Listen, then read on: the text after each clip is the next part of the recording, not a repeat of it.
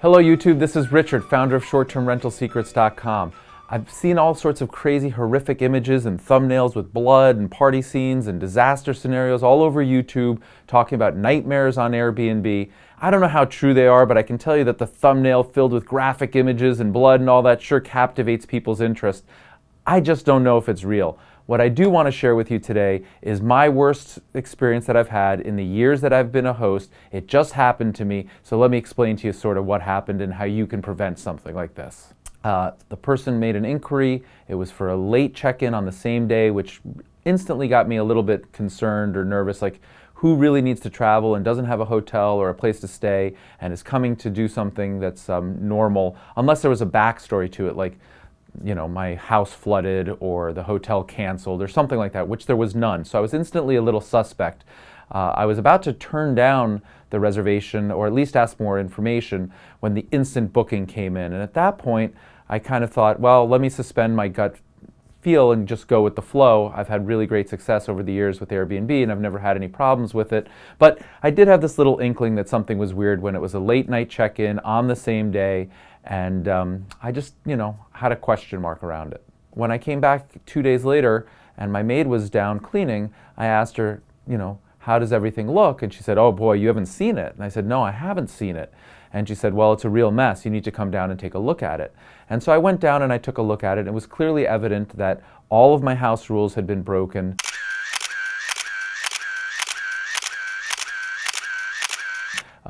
All over the place, as I wrote in the best practices in Airbnb in these videos, you want to be really clear about who you want to invite and who you want to not allow as guests. I say no events, no parties, no loud noise, no music, no smoking, etc. And suffice it to say, every one of those rules was broken, and I really wish I was home this weekend because I would have put an end to it.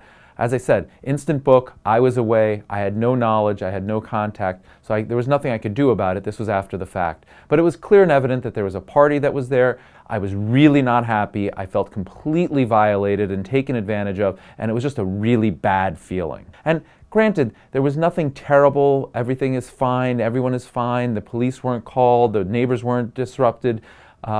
I can't express to you, though, the disappointment and the feeling of a violation. Here I am opening my home and my community and myself to, good people to come and enjoy my flat and my neighborhood and my community, and they're taking advantage. And that's one, entirely disrespectful and so not cool. And so I just contacted Airbnb, and I'm going to be really candid here. Airbnb has greatly disappointed me too. It's been 8-9 days and I've called multiple times and I've escalated and I've asked for their help and I've filed a security deposit claim and so on and so forth, and their trust department is reviewing it and contacting me. I would have really hoped that Airbnb, I'm a super host, would be standing behind me better and supporting me better and supporting all of you better. And I will be contacting them again and sharing with them this video and so on and so forth. So the point is, I'm fighting for all of us hosts, because this is just wrong. And this instant book thing where somebody can have, verified ID but not be a quality citizen in the community, that's a problem. And Airbnb should really address that. So what did I learn? There's 2 lessons I want to leave you with. One, my gut feel was concern about this reservation. As I dialed down on it, why? Late night check-in, same day check-in, somebody from within my community. Doesn't really make a lot of sense, and I didn't quantify it in advance, but thinking through it now, I can tell you that those were the flags. And there was no real good explanation, like my house burned down, or there's no water to my apartment, or there's no heat, something that I could understand or verify. It just sort of seemed to me like somebody wanted to do something and not in their own home. Well, if they don't want to do it in their own home, I don't really want it done in my home either, and either should you. So that was the first flag.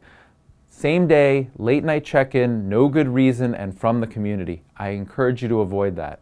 The second thing I learned, and I'm a huge fan of instant booking on Airbnb. It gets you higher search rankings, it gets you more revenue in your pocket. So I'm going to keep mine on, and I encourage you to do the same.